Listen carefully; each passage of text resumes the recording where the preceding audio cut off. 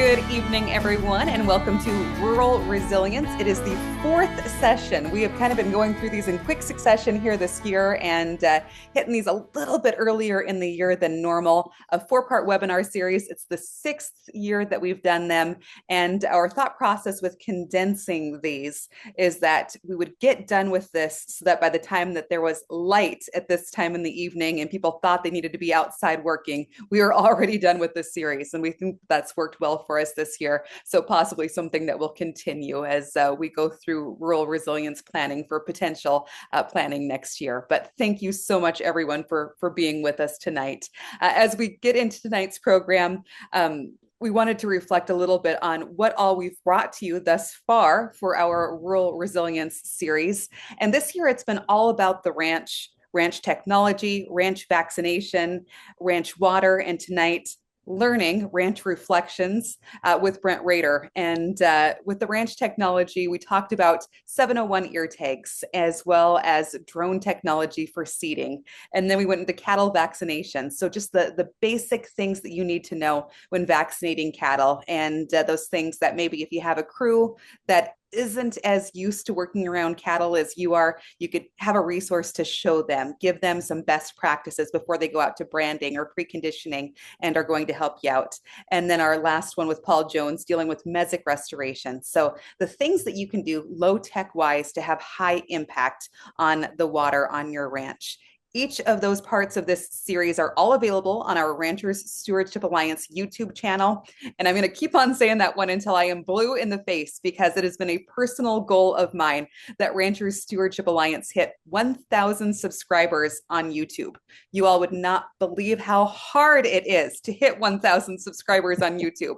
So if you are listening to me tonight and you have a YouTube account and you haven't yet hit subscribe for Ranchers Stewardship Alliance, we'll drop the link in the chat, and we would really appreciate that you subscribe to that. And that's where you can find the full series for tonight's Rural Resilience, tonight's recording, as well as those previous three that I talked about.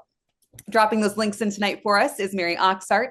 She is our Education Program Manager with RSA, and she is also serving as tech support this evening. One of the things that she's going to be dropping into the chat is going to be a survey. We want to know how we are doing with our educational products at RSA, be it this webinar series or really anything else that we're doing, as well as hearing from you about what else you want to learn about, because that is what we are investing in, what the ranchers want to know about. And so please, if there's anything that you think is important that you want to research more, let us find the people, let us put them in front of you. If you have the questions, I guarantee a neighbor or somebody else in the industry does as well. And we would love to hear from you what your ideas are. Coming up on our Ranchers Stewardship Alliance calendar, it has now started to ease up a little bit as we get towards the spring and longer hours, as I alluded to earlier. But we do have coming up on July 8th, the ranch tour, our annual ranch tour. This is going to be a really special one this year. It's going to be at the Webb Ranch Homestead, and we'll be dropping some more details on this one as we go along. But Webb Ranch Homestead is going to be serving as a place for grazing in common for multiple ranchers, with an emphasis on beginning ranchers, growing ranchers, coupled with mentor ranchers, kind of in a grazing district / grass bank style, where people can graze in common, work together, learn from one another, and really hopefully have a great experience. It's a program that we're building right now, and we're going to have our ranch tour out at that operation again on July 8th this year. It's just north of Loring, Montana, right on the Canadian border, and we're going to leave you with some of the more details as far as what that whole program looks like at that event. And then coming out September in Glasgow, I know September feels like forever away, but it will be here before we know it. We are bringing Dallas Mount to Glasgow. So Ranching for Profit, Dallas Mount, he's going to be doing a short course. And again, that's the 15th and the 16th in Glasgow when we'll have him. Registration not quite open for that one just yet, but please be watching our website and we'll make sure to keep you up to date when that one does open. Before we do get to our main speaker tonight, I want to thank our sponsors for helping to bring all of our education to you again this year, as well as so much more at RSA. Those include VSES Cattle Company. I'd be remiss if I didn't remind you that Dale V. Seth does have his bull sale coming up this Monday, March 9th, at the Glasgow Stockyards. Stockman Bank, also a big sponsor, as well as Vents, the virtual fence company, AgSpire, Montana Livestock Ag Credit, AgriBest Feeds, Bud and Sheila Walsh, and also Darren Nordhagen. So thank you to each of them for helping to sponsor RSA. All right, tonight's event, we are talking about what the beef industry could learn from the sheep industry. Basically, the hard lessons. If you're somebody that likes to learn it the hard way, well, Brent Roeder has already done that work for you, and he's going to be sharing that with us this evening. Brent grew up on a multi-generational sheep, goat, and cattle operation in the Texas Hill Country. He earned his master's degree in range sheep nutrition from MSU, where he met his wife, Tracy. Brent currently serves as the MSU Extension sheep and wool specialist and supervisor at the Montana Wool Lab. His career has included work with Sieben Livestock Company on stewardship and livestock weed grazing projects, serving as executive secretary of the Montana Wool Growers and extension agriculture agent in Teton County. Brent and Tracy operate a registered Targhee sheep operation. His research and extension work focuses on applying new technology to proven management practices and improving the profitability, wool quality, and lamb production of Montana sheep operations. With that, we'll go ahead and turn it over to Brent. Well, thank you, Haley. I appreciate that opening. Appreciate the opportunity to talk to you guys. You guys do great work up there, and we'll see if we can get the technology to work. We'll jump into this here fairly quickly, if I can find the right slide and get everything to work right. It looks like we're actually going to get it to work this evening. So I didn't mess it up. We were just having this conversation that I'm in the wool lab on the campus of MSU right now, and the people that work here don't let me touch technology very often because it tends to go backwards when I touch it. We're going to take a little bit of a trip through time this evening. We're going to go through some timeline. It'll be sheep and cattle both. Most of it focused on Montana. Cover some historic numbers. Talk a little bit about production efficiency, which is kind of hard to find data on. It took me a while to put some of this data together.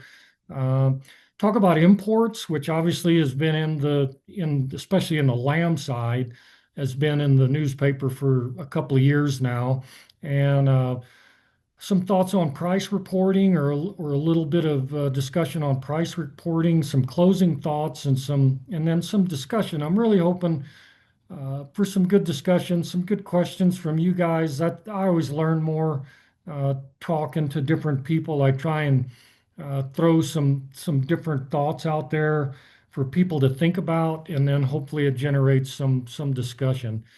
So let's run through a little bit of a timeline, going back to the territory years. 1880, about 285,000 head of sheep in Montana. The cattle numbers were pretty variable. It was hard to nail them down, so I just left them off.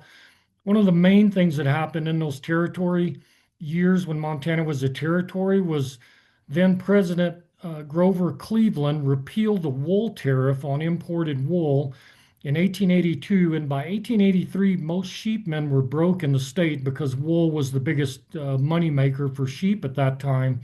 And that was actually why the Montana Wool Growers was incorporated in 1883 in Fort Benton, with Paris Gibson being the first president. He was also the founder of Great Falls, if you didn't know that. And then in 1884, Montana Stock Growers formally incorporated. I think the Eastern Montana Stock Growers were around a little longer than that.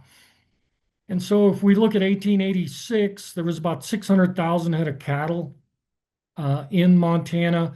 And when it was still a territory, I'm sure all of you know about the winter of 1886, made famous by Charlie Russell with his painting of the last of 5,000. So we dropped down to about 238,000 head of cattle in the state. That was a real pivotal year for the sheep industry. Montana also became a state. And in 1892, you can see those numbers there. the sheep population in Montana went up 682% from 1880. So a huge increase in sheep numbers. And then cattle basically got back to about their 1886 population. Be remiss if I wouldn't point out that in 1893, Montana State University was formally incorporated and the Montana Ag Experiment Station.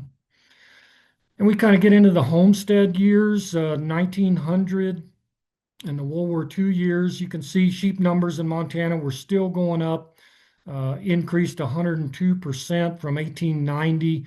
Cattle numbers increased a little bit, about 38%.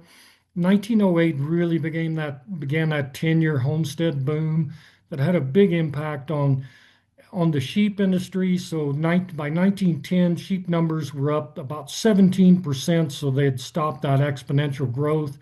Cattle numbers had leveled out a little bit. So we had a lot of changes in this time frame. The Force Reserve was enacted. World War One ended, and you had the homesteaders really plowing up a lot of what was prior to that free range ground for those big range operations. So you can see by 1920, we had a whopping 53% drop in sheep numbers in Montana. Cattle numbers had come up pretty good. They were up about 34%. Get into the Great Depression and World War II years. So 1930, sheep numbers rebounded again, 68% from the 1920s. Cattle numbers kind of leveled back out. Quite a bit of stuff happening in the 30s. We had the National Animal Damage Control Act, which was kind of the precursor to USDA Wildlife Services, which does our animal damage control. Taylor Grazing Act was enacted. America entered World War II in 1941, and we had our peak U.S. sheep numbers in the U.S. in 1942 at 56 million head. That's a number hard to comprehend nowadays. When I talk to visitors yesterday, we just had the general counsel from New Zealand in the lab with the Montana Department of Agriculture director, and she was really amazed to learn that, yeah, uh, basically 80 years ago, the U.S. had 56 million head of sheep, and now we're down to about 5 million head. Um, and so we'll get into those numbers a little later, those drops. So 1950, you can see huge drop in Montana sheep numbers, down 62%, and an associated increase in cattle numbers. They were up 36%. Post-war years, 1954, the Wool Act, which was an incentive payment trying to stimulate producers to produce a finer quality of wool, was enacted in 1954. By 1970, we had dropped another 30% on our sheep numbers in Montana. Cattle numbers had gone up 59%. So a huge differential there, a huge swap since 1950 in terms of number of sheep in Montana versus the number of cattle. Some of that was due probably to the excitement of the exotic breeds of cattle coming in.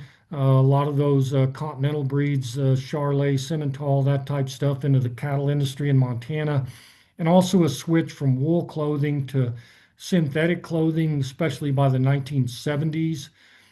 Probably one of the biggest things in the sheep industry, the widespread use of 1080 was banned.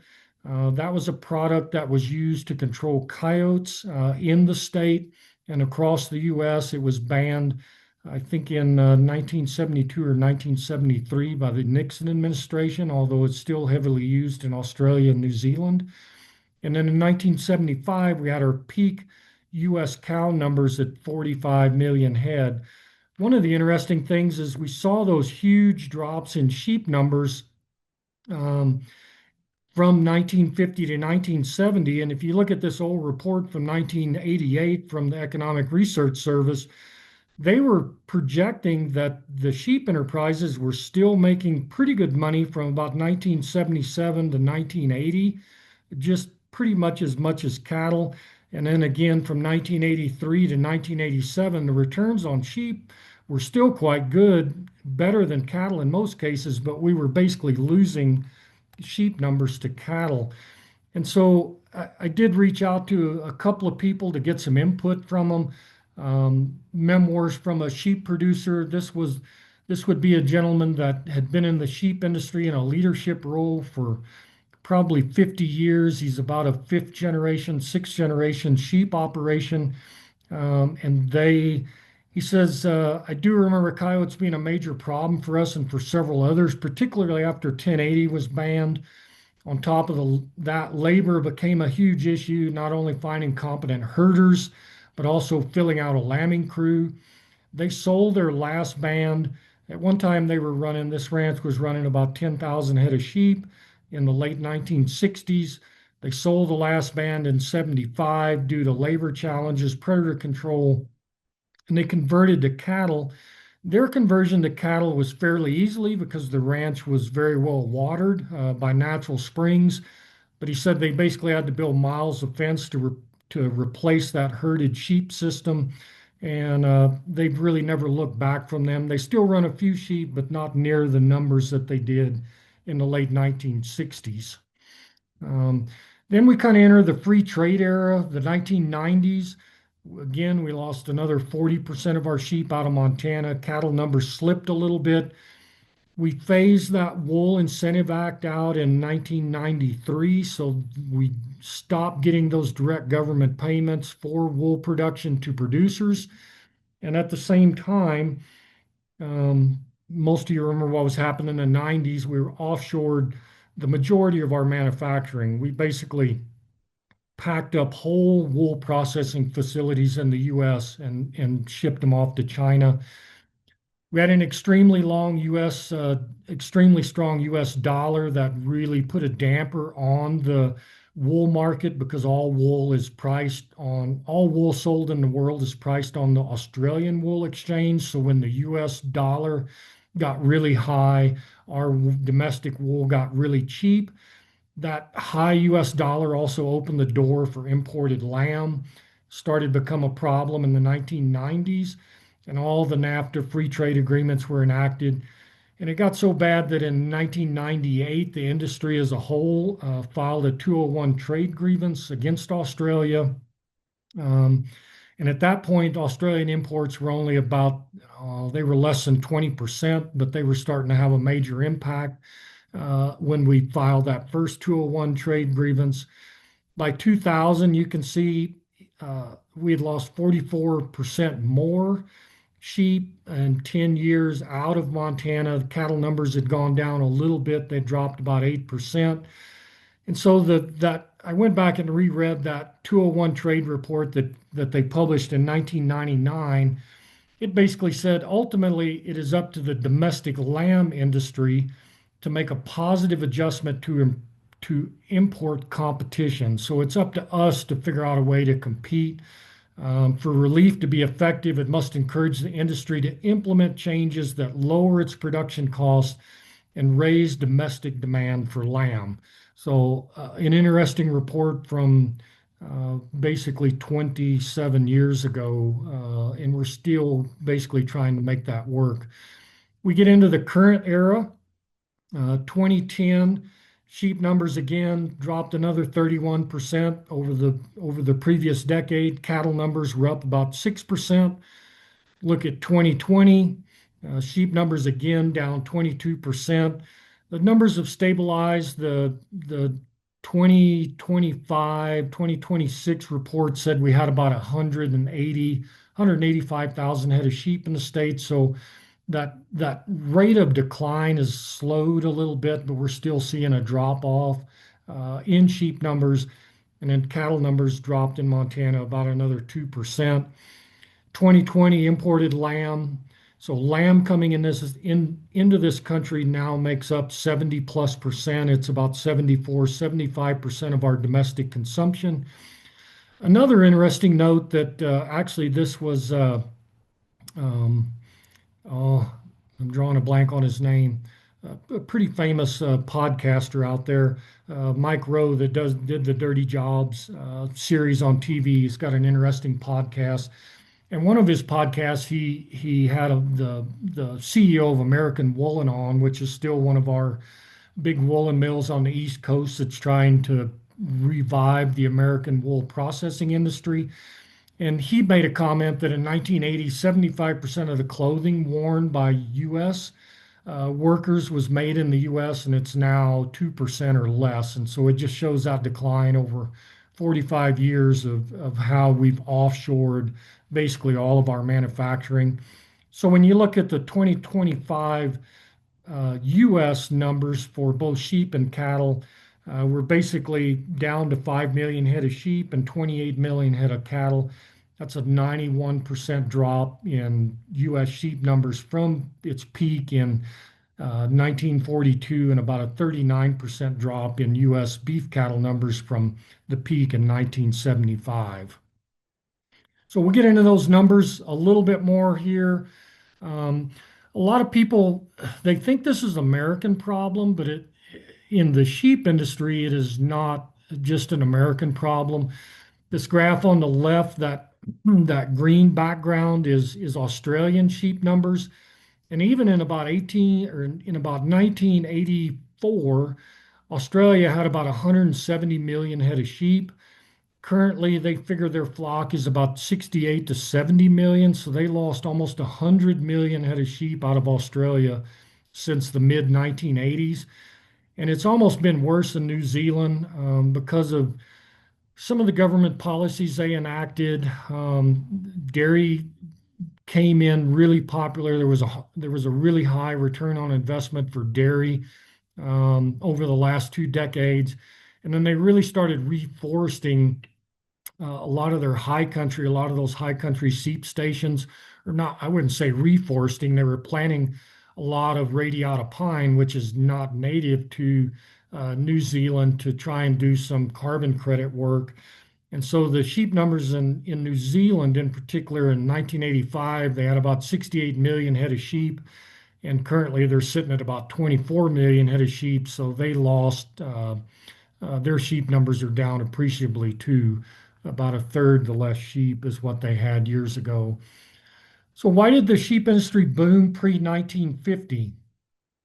Some of that goes back to a lot of the government reports talk about this. We had cheap immigrant labor. We had a lot of immigrants coming into the country, and post 1950, especially after World War II, there were a lot of changes in immigration laws that really kind of dried up that cheap Basque immigrant labor, Norwegian, Finnish people that were coming in that understood livestock and understood sheep in particular and made really good herders.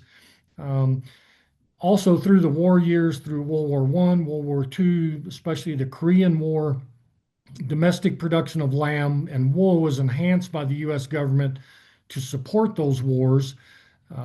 Pre, I would say pre homestead era, we had access to a lot of free range out there. Eastern Montana, it started with the cattle boom, the cattle cycle stayed in there, but most people don't realize we used to have big sheep drives in the United States. They started in Red Bluff, California. In the late 1800s and early 1900s, but mostly in the late 1800s, came across northern Nevada, came up through the Beaverhead country, and they would winter those sheep either in Lake Basin, which became Molt or Rapelje, or they would winter them in the Prickly Pear Valley, which became the Helena Valley. They would overwinter them in one of those two places, then they would trail them east and meet the railroad coming across the Dakotas. So there was a pretty active sheep trailing deal coming out of California for quite a few years. And the homestead era really just took all of that away. And then we really had a change in how the government views predators post probably 1970 with the Endangered Species Act enactment. Talk a little bit about efficiency. These are some charts. It took me a while to put together. I put these together about a year ago for another program. So what I tried to do was look at the efficiency of production in the United States from a bone-in lamb production per sheep unit reported. So this is not a per ewe. This data comes from the Foreign Ag Organization, so it probably includes lambs on feed, ewe lambs that aren't lambing, things like that. So you have to take it with a bit of a grain of salt. But really, what I was trying to look at is what is the U.S. efficiency of production per stock unit doing? And so the U.S. efficiency is this purple line, the second from the top. What's interesting is we were pretty close to Canada. Canada is up at the top as a nation with that green line. And for some reason, about 2000, there was a pretty big change. And I've talked to some people that are pretty involved in the lamb industry, and they think with the free trade agreements that we signed with Canada, just like with the beef trade, they think a lot of that lamb got shipped up to Canada and then got harvested in Canada and actually consumed in Canada. They still do have fairly heavy lamb consumption up there, where our beef trade tends to, it'll cross the border, then come back across the border to be harvested.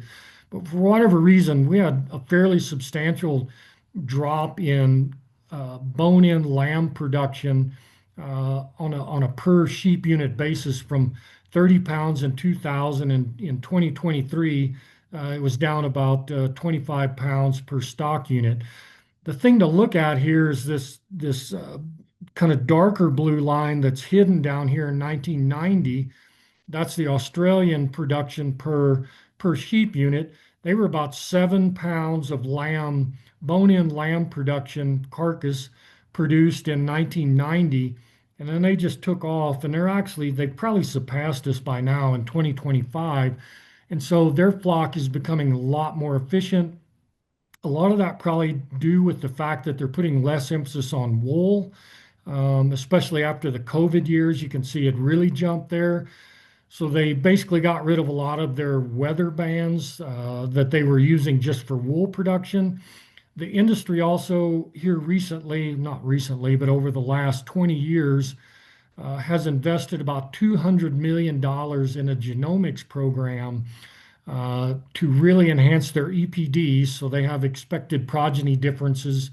We do too in the sheep here in the US, just like you have in the cattle industry.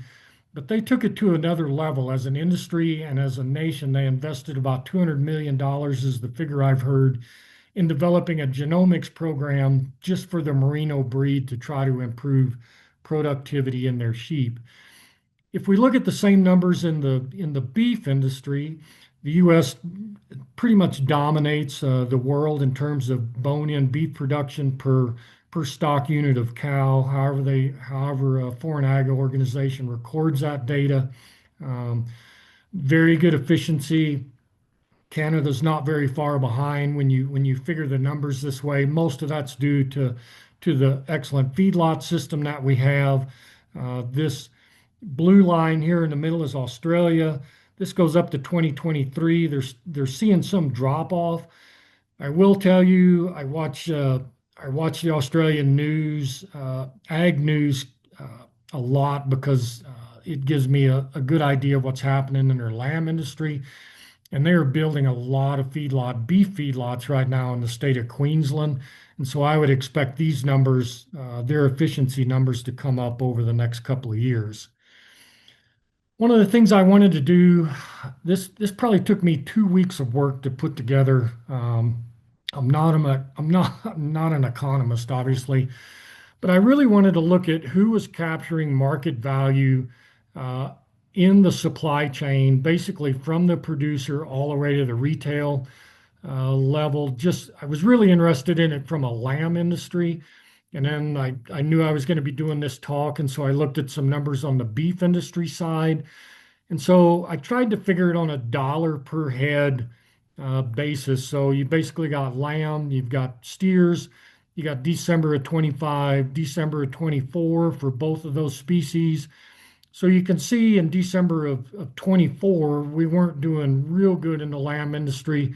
You were getting about $180 a head in December for your feeder lambs, and that number went up a lot in almost 90, about $92 from 2024 to 2025. So a big jump in the market in the lamb industry. Um, then we go over and look at what the feedlots were selling lambs for, and this is adjusted for basically weight coming out of the feedlot, basically what the harvest weight was worth. Uh, Looking at USDA inspection numbers, what those lambs, trying to get an idea of what those lambs were weighing coming out of the feedlot. So a bit of a jump there, but not near what we saw on the producer side. You get over to the carcass side, looking at what those carcass weights were coming out of from the harvest facilities and what prices were. Really not a lot of big increase there for lambs from 24 to 25. You look at it on the retail side, this is numbers generated as best I could from USDA's reports on what retail cuts are selling for, and then trying to figure out what percent of the carcass those cuts were and coming up with a retail number. I think the take home message here is looking at the efficiency of the supply chain from the farm gate to the retailer. So if you doubled what we were getting in 2024 in December as selling a basically a feeder lamb, if you double that, you'd get 360, and they were making way more than that on the retail level. So the retailers were basically capturing a lot of the value in the supply chain. When we look at it in 2025 numbers, if you double that 272, you get 554.4, which is a pretty close to what the retail stuff is going for. So it looks like we're generating more revenue for the producers now. The numbers on the beef side get pretty phenomenal when you look at what stuff's selling for on the retail side versus what it's selling for, what we're getting paid on the farm gate side. You can basically triple those numbers. You pretty much got to triple them to get them close to what they're making at the retail number at the retail level. But just some interesting numbers, back of the envelope numbers. Let's get into imports a little bit. These are some numbers I generated in 2024. So they're a little bit data. We go back to 1990 on this is looking at lamb, mutton, and fabric. 1990, we were importing about 50 million pounds. That top dark line there is total imports. So that was about 50 million pounds of carcass equivalent lamb coming into the United States in 1990.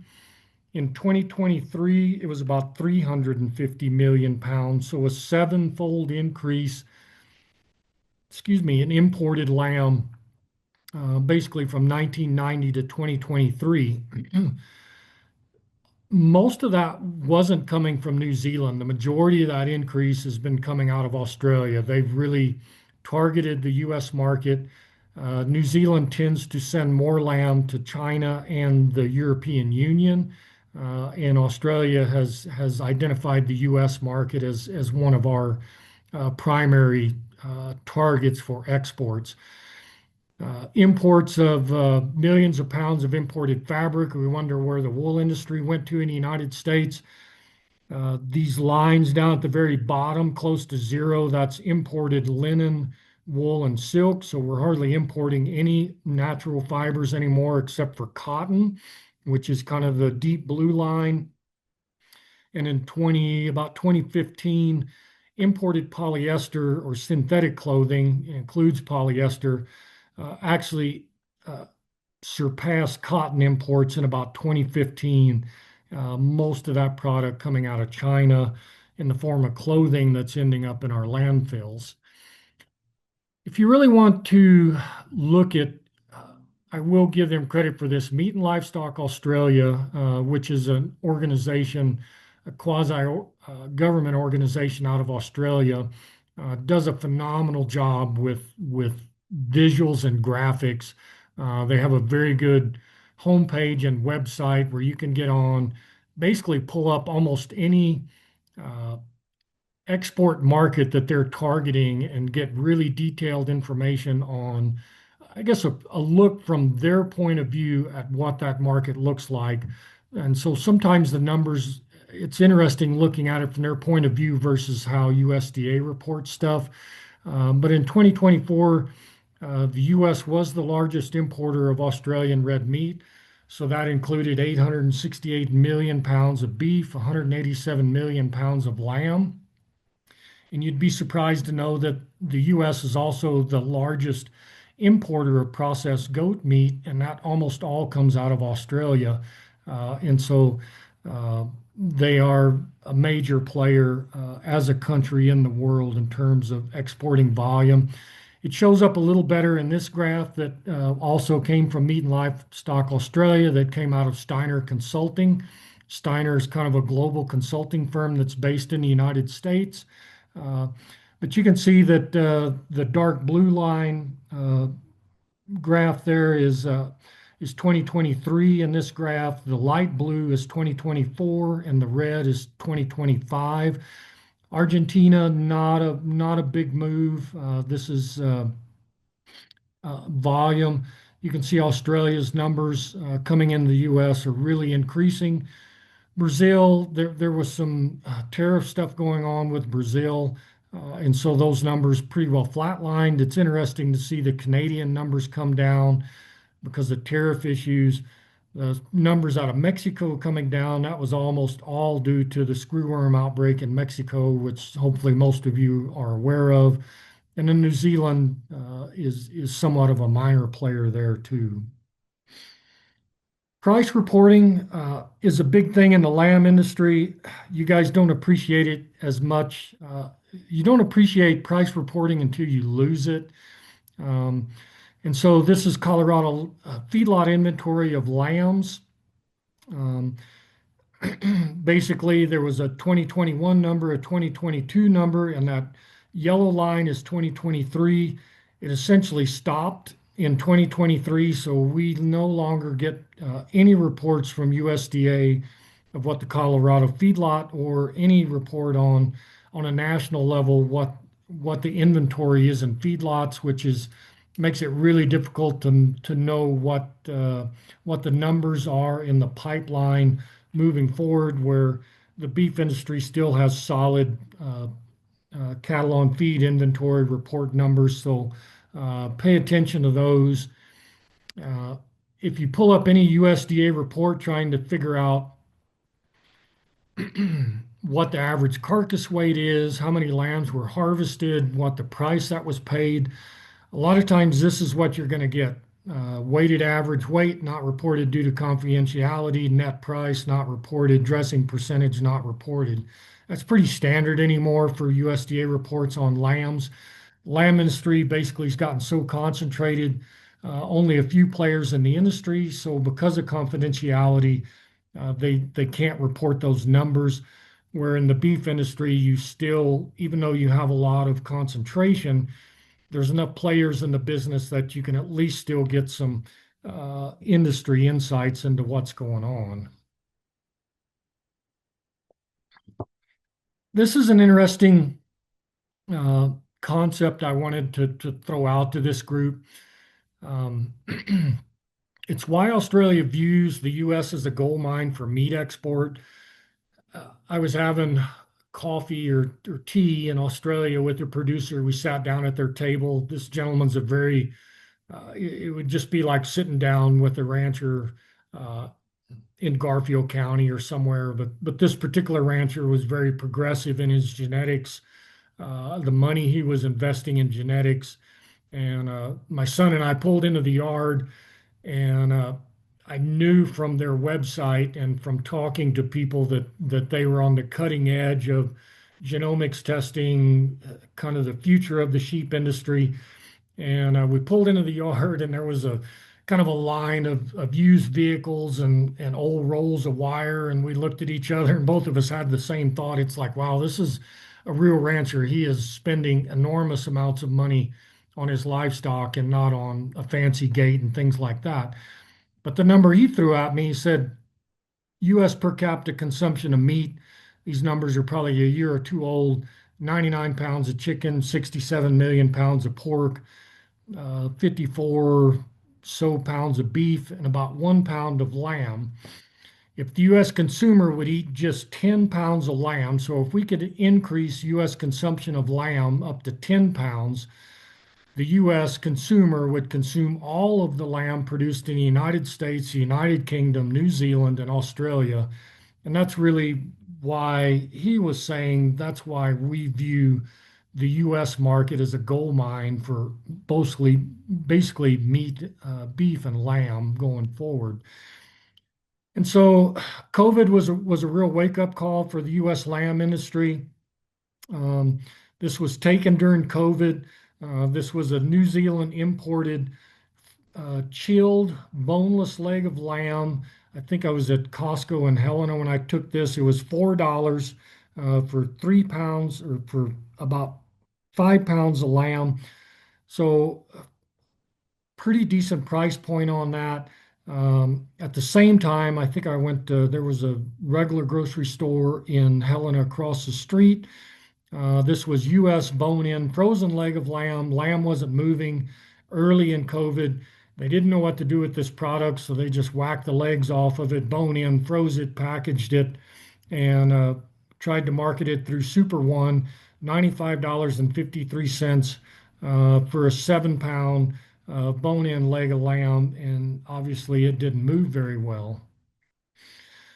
This is a slide I'll show to some of my 4-H groups if I do a presentation to 4-H groups trying to explain why lamb generally can be the most expensive meat in the meat case compared to pork, chicken, and beef. So what I tried to do, I must have been bored one day. I tried to come up with the pounds of dressed carcass weight produced on a yearly cycle per animal unit. And so there was a little bit of math involved in this, trying to figure out, how many chickens does it take to equal an animal unit or 1,000 pound cow, what the generation interval is, what is a chicken carcass weigh, and then how many times can you roll that over in a year based on how short their production cycle is. And the number I came up with was about 110,600 pounds of carcass weight on an animal unit basis, just because of the shorter generation interval, the faster gains on chickens. Pork came in at about 10,500, obviously larger litter size, faster gain, better feed conversion. Beef came in at about 380 pounds, and pork or lamb, I used a conversion of 4 sheep to 1 cow versus 5, just figuring a little heavier ewe that we got nowadays, and that number come out to about 347 pounds of lamb on a yearly basis on an animal unit basis. So you can see the competitive advantage of pork and chicken that we're competing against. And so closing thoughts, I'm actually pretty much on schedule here, which is good. Um, Looking at my family's raised beef on a small scale in Central Texas, still do raise both beef and sheep. So I keep track of the beef industry. Um, we've raised beef since the late 1800s down there. Obviously, a lot different production system and scale than what we have up here. But really, I think the beef industry's doing a good job of maintaining retail space and fast food dominance. It was one of the things that the lamb industry and one of the reports noted lamb and pork did not get in on the fast food dominance, and chicken's really trying to take that over. I mean, we have a Chick-fil-A now on campus here at Montana State University. There's always a line to get into it. I have not partaken, I think, of Chick-fil-A once in my life, but the younger generation seems to really like it. You've really got to maintain that retail shelf space. That's one of the things the sheep industry lost. And one of the things that imported lamb has helped our industry with is fighting to get some of that retail shelf space back in some of the larger supermarkets. I do think the beef industry's probably done a better job of looking at genetic selection for consumer satisfaction, trying to figure out what the consumer wants, and then breed an animal that hopefully will be productive in the environment that you're raising it, but still be efficient in the feedlot and still produce a product, an end product that the consumer's really going to want. One of the good things about the beef industry, you have widespread use of AI. That's not artificial intelligence on X gen, so that would be artificial insemination. Um, with the sheep industry, we have to use laparoscopic AI, and so it adds a lot of cost to that process. An individual rancher, they can do lap AI on their own operation, but it takes a lot of training, a lot more training to do it than it does to get that process done on the beef side. I tell sheep producers a lot of times the sheep operations that I see investing in facilities, some of the new technology out there that really facilitate livestock handling, make livestock handling low stress, make it an enjoyable day where the kids can participate. They enjoy working either sheep or cattle. It seems like those operations are the one that the kids want to come back to that operation, or the grandkids over time and be a part of that operation. Where if you don't even have a cut and shoot and you're trying to leg 400 lambs out of a pen of sheep and it's dusty and the kids are hot and tired and coughing all the time, it just doesn't make for a very pleasurable working experience. Um, the sheep industry kind of has a love-hate relationship with government programs. The government has always tried to help the industry. Sometimes those government programs get abused by certain producers, and we end up with problems there, or the government changes their focus on what they are trying to emphasize on our public lands, and that changed emphasis sometimes creates issues with the livestock industry that have negative impacts. And so, one thing about the beef industry, for the most part, the government has stayed out of your business for the most part, and you've basically figured out how to do it on your own, how to maintain profitability without depending on government programs, and that I think is a benefit for you. There'll probably be some disagreement with this, but I do think the beef industry, you generally tend to have all industry segments at the table, and for the most part, try and focus on what the consumer wants. The sheep industry has notoriously had some bad years of relationships between the producer, the feedlots, and the packer and the retailer that have led to a really disjointed industry message, especially when going to Washington to try and lobby for different things. And so that has not helped our industry. In that final deal, the beef industry has maintained good price discovery, which really helps all segments of the industry, which the sheep industry doesn't have. I just threw a couple of society points in here. Didn't know where else to put them. You know, with the advent of social media, a lot of us and Ranchers Stewardship Alliance, I think, really does try to do a good job at this. Our industry advocates, I think, do a good job at this, but we as ranchers try to help out where we can. Society really seems to have little appreciation for ranchers providing open space, wildlife habitat, clean water, clean air, while at the same time providing food and sustainable fiber. Just one of the thoughts out there. Consumer demand really consistently quality product at a stable price that they can afford. I think you all know that it's been one of the problems in the sheep industry, especially in the United States. That's really why the imports have come in. Very consistent product, very consistent supply, and very consistent quality. And I think the beef industry has tried to match that as well. Um, the current corporate business models really run on thin margins with no excess supply. Most of you probably know that if you go to the parts store now, a lot of times nothing's in stock. With the livestock industry, that's very difficult to do with our generational interval, just the time from expanding our flocks or expanding our cattle herds. Um, so a lot of times I'll ask people, what's going to happen if we have a foot and mouth outbreak in Australia? And they really worry about this because they do have foot and mouth in New Guinea, just across a very narrow strait with the Northern Territories, and they have foot and mouth in Bali, which is where a lot of their residents go for tourism. And so basically, if they're providing 50% of the lamb supply in the US, they get a foot and mouth outbreak. We immediately shut the imports down. We lose half of our domestic supply.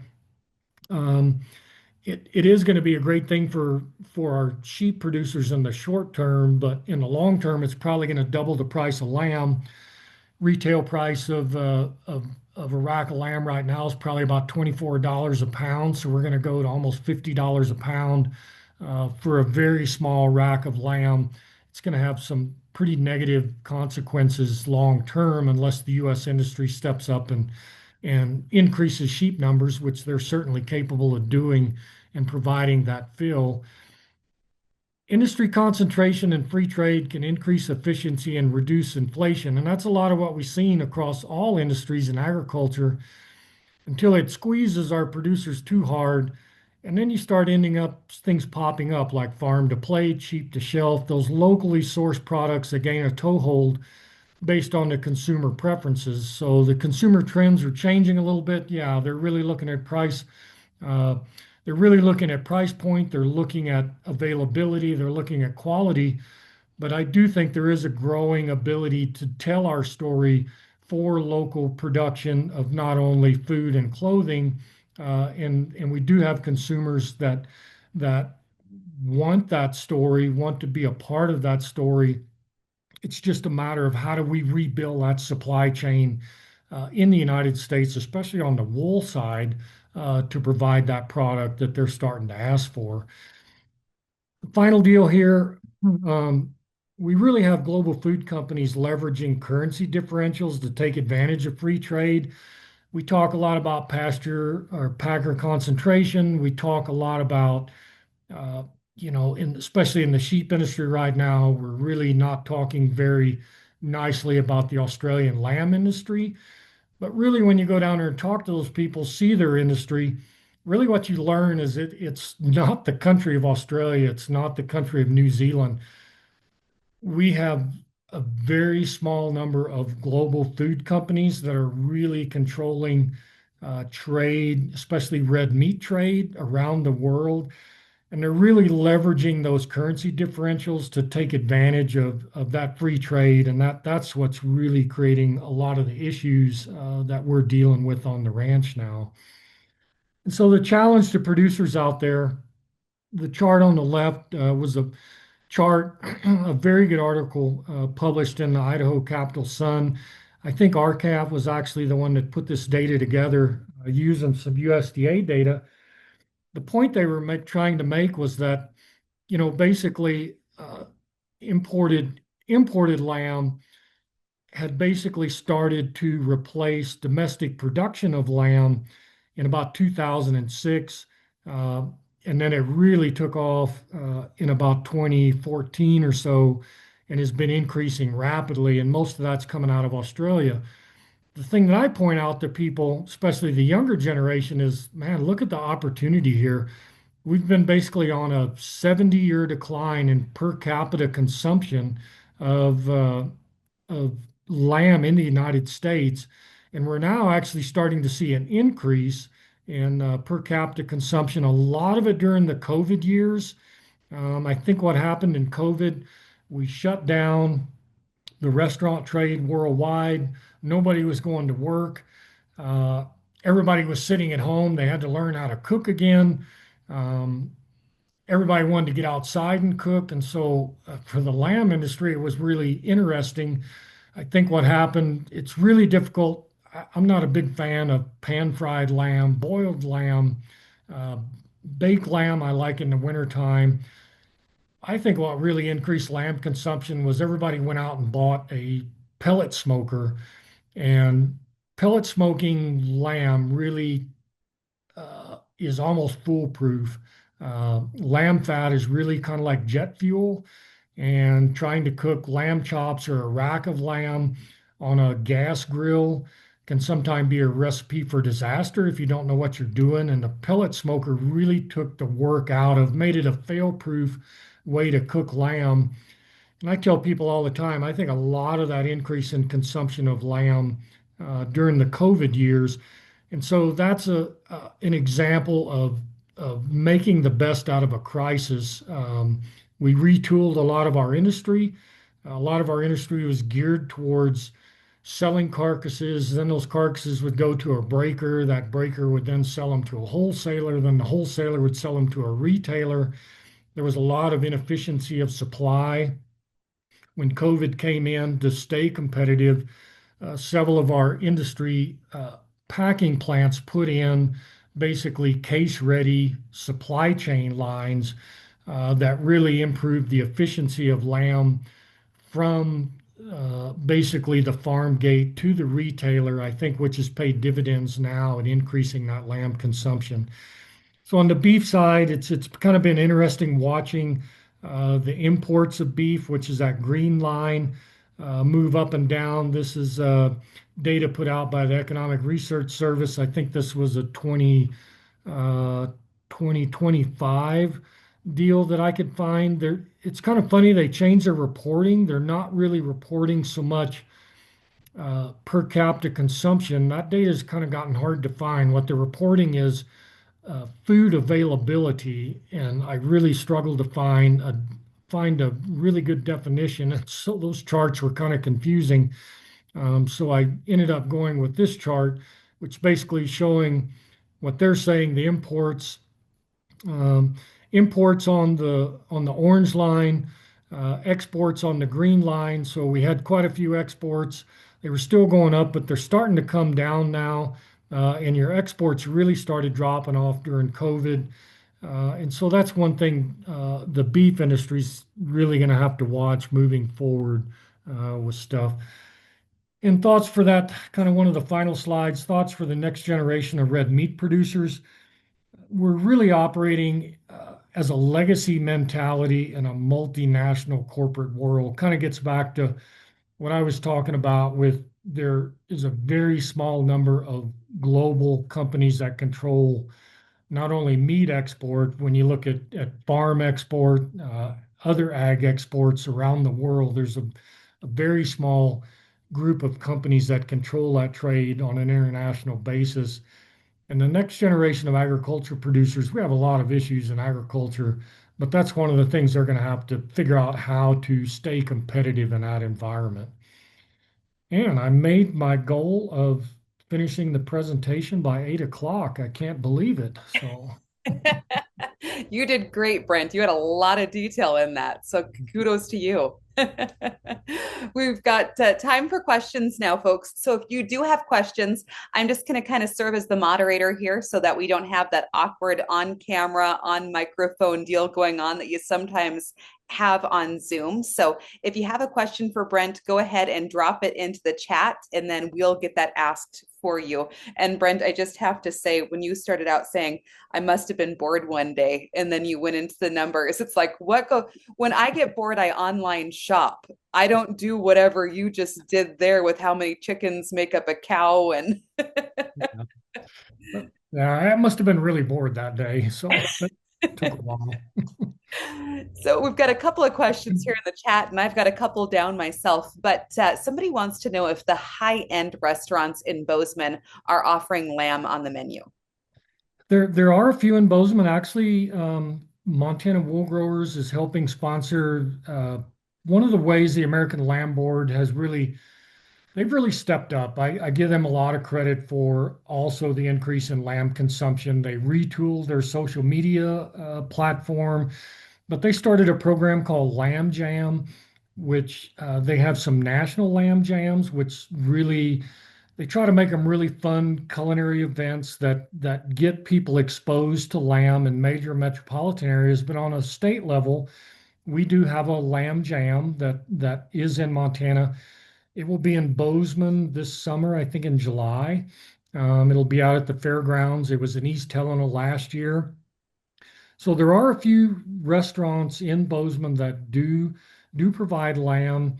Um, a few of my honestly, I'm not in Bozeman, and I don't eat a lot in Bozeman. One of the conditions of me taking this job, we had an operation in Fairfield, and like I told them, it's like for me to move, I've lived in Bozeman twice. I told him I would have to sell my whole operation to buy a condo in Bozeman.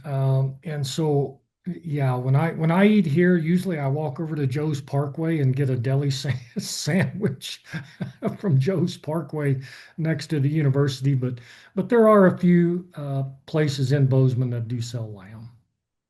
In Glasgow, our the high-end restaurant here in Glasgow. I haven't eaten there recently. They did have a changeover in ownership, but they had it was yeah, just lamb chops that they had in a plum sauce that they've always had on their menu that have been tremendous.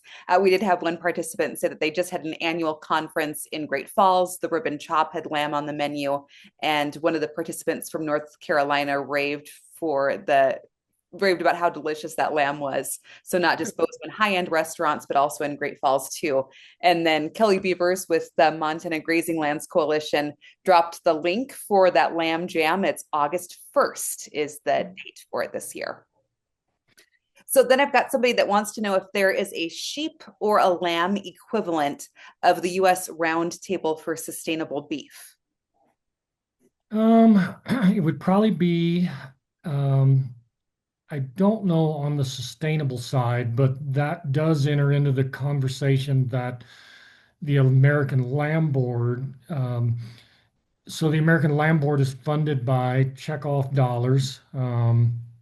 We actually have two representatives from Montana that sit on that national board, and they do discuss a lot of sustainability issues, but their primary purpose is really to increase the consumption of lamb. I mean, domestic lamb. That is what they are completely focused on. And so I know the beef industry, because of the sheer scale, has a lot more uh, different boards. And so I don't know if there would be anything that would be comparable to that board on the lamb side.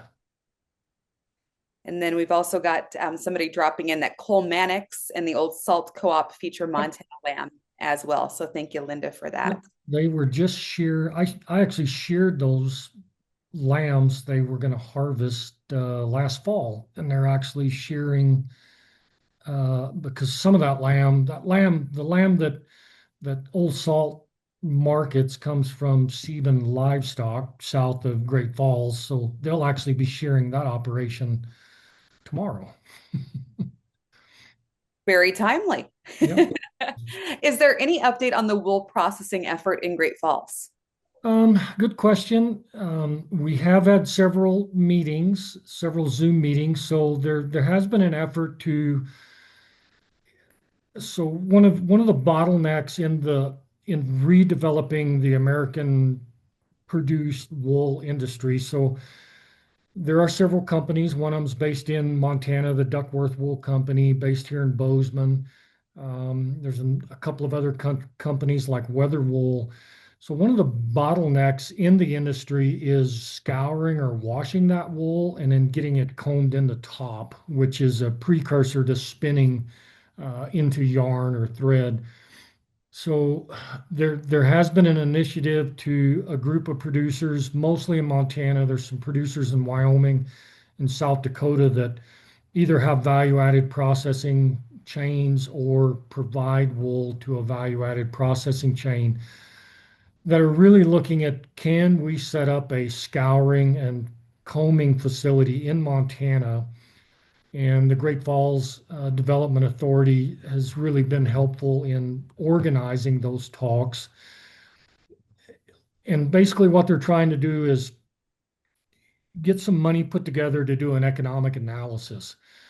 We have heard from people, major players in the supply chain that would be using that comb top, that have basically told this group, if you can provide us with 30,000 pounds of comb top a week at the quality standards that we need, we will buy it. There will be a market for it. And so I think that's been the biggest thing moving forward, is just to hear from major industry players downstream that there is a desire to see a facility like that. I think this group's step is to figure out, can they build a facility somewhere in Montana or this region that can profitably run and produce a product of that quality that can fill that demand. So, yep. I'm glad that you mentioned I can't remember if it was New Zealand or Australia, but the producer is saying if Americans would just eat X amount more per year. I remember some years back when I was doing more farm broadcasting and going to the American Sheep Industry Association conventions. And at that point, there was a really big push with the lamb checkoff and a big marketing push. And I forget the number, but it was a modest number, something like if we could get Americans to eat like 7 pounds more a year of lamb, how much that would do for the industry. Yep. Did those marketing pushes have an impact, or is that something that's still ongoing? I've gotten out of touch. Um, I think we're seeing, I tend to view my generation as the transition generation. I mean, I have kids that are now involved in the industry, and I tell our younger generation all the time, and it's funny, I tell the older generation, sometimes I have to translate between the young generation and the older generation, the wordage. And the younger generation, it's interesting because the ones that are involved in the industry are super excited. I mean, they see a lot of opportunity, and they will tell me, I don't care about the Wool Act going away. I don't care about the loss of 1080. That happened grandpa's time, great grandpa's time. We want to produce a product that the consumer wants as efficiently as we can, and we want you to get out of our way and not tell us we can't do it.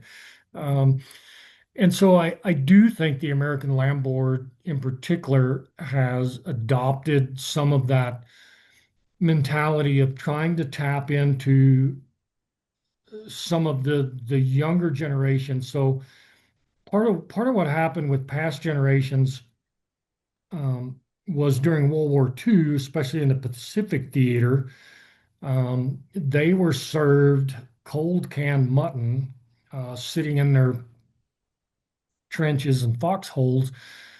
And we understand a lot more about PSTD now. And so what happened was when they got home and smelled lamb or mutton cooking, it triggered that PSTD. So a lot of families were not allowed, even for several generations, to cook lamb. And that was just one thing that was happening. I do think we had obviously a quality product where we were not producing the right type of product to meet a changing consumer demand.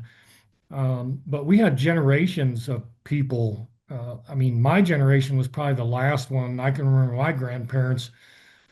My mom always said, pork and chicken are for eating and beef and lamb are for selling. I mean, we didn't eat any lamb growing up at all on our place. Um, and so I think the younger generation has not heard those stories. They don't come in with a negative connotation of lamb.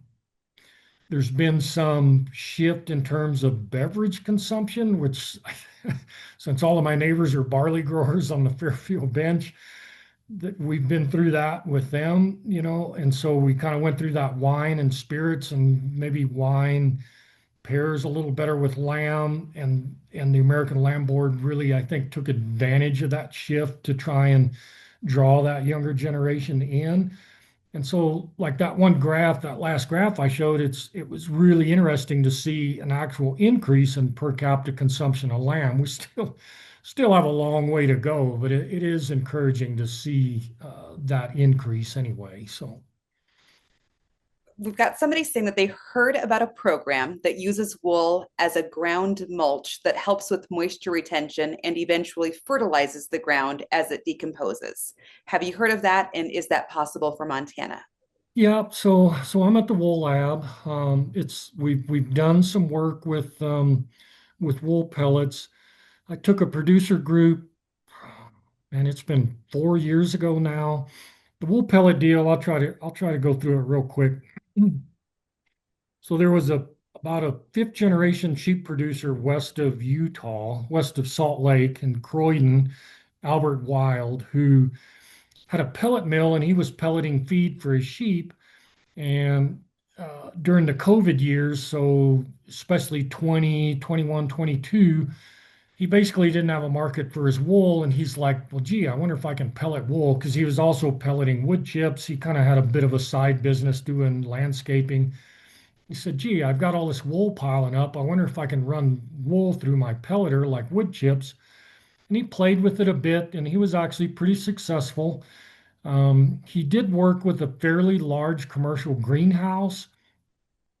So this is unpublished data, but but Albert was telling me that the addition, what they finally figured out was that if they added by volume, if they added to the potting soil, if they added 5% wool pellets to the potting soil, they were cutting the grow time from seed set to sale height, peppers and tomato plants in half.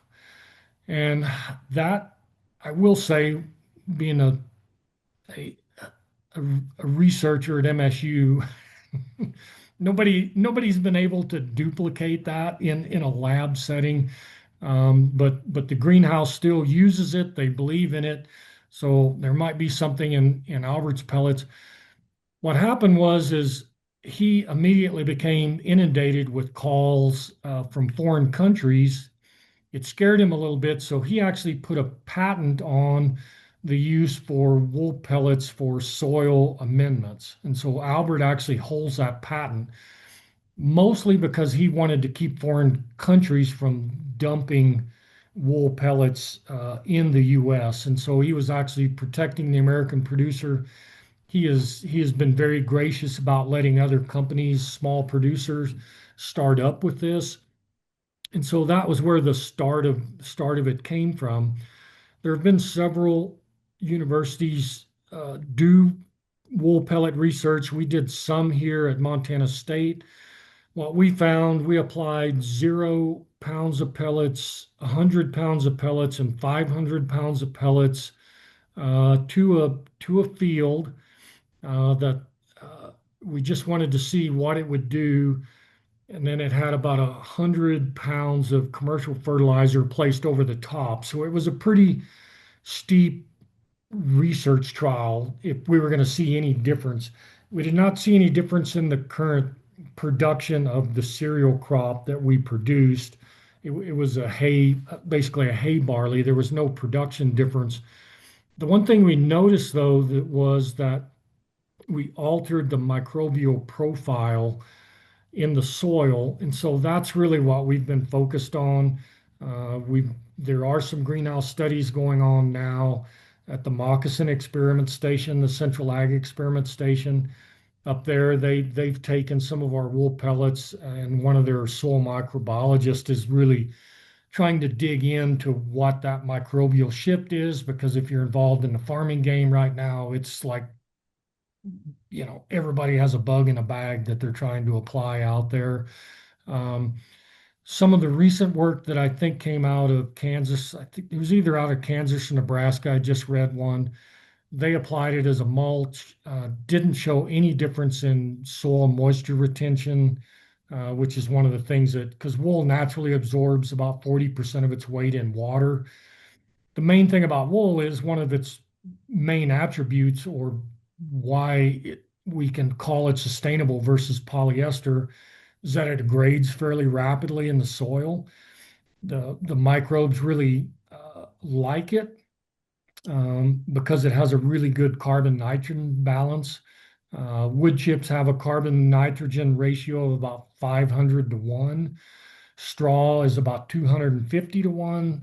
That's why everybody on the Fairfield bench still burns their barley straw, because if you incorporate that back into the field, there's a lot of carbon, very little nitrogen. The soil microbes basically cannibalize the nitrogen out of the soil to break down the straw, and you end up actually reducing your crop.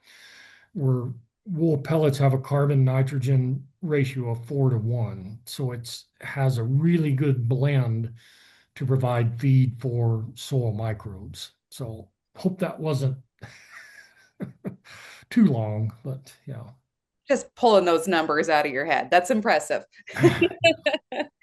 So as we discuss, this the whole thing of lessons that we can learn from the sheep industry for the beef industry. Brent, you had a presentation in Glasgow just a short while back, last month or the month before, about actually doing these two industries side by side and introducing sheep and or goats into a Mhm. beef operation.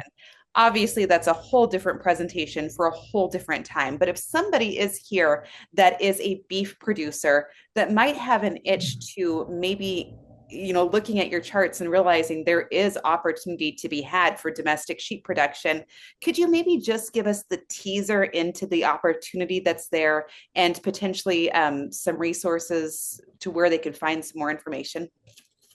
Yeah, it's an interesting topic. A lot of people do back of the envelope numbers. There were we were running the numbers the other day, 5 to 1, 600. Um, I don't remember what it was. There was 3,000 used for sale in Colorado. A major operator down there was droughted out, and I don't remember what that would be. Two 600,000. You could basically sell like 175 bred heifers and buy 3,000 running age ewes. Looking at the price differential, it's been pretty unreal. I think some people have realized that, um, and so that price differential is disappearing fairly rapidly because I think people are taking advantage of it. Um, we get a lot of calls for bred ewes right now. They had a really good sale at Newell, South Dakota. They were selling bred 2-year-old ewes for $475 a head, which would be, say, $500 a head on a range conversion. Those type smaller sheep, we do a 6 to 1, so that's about $3,000 for a bred heifer.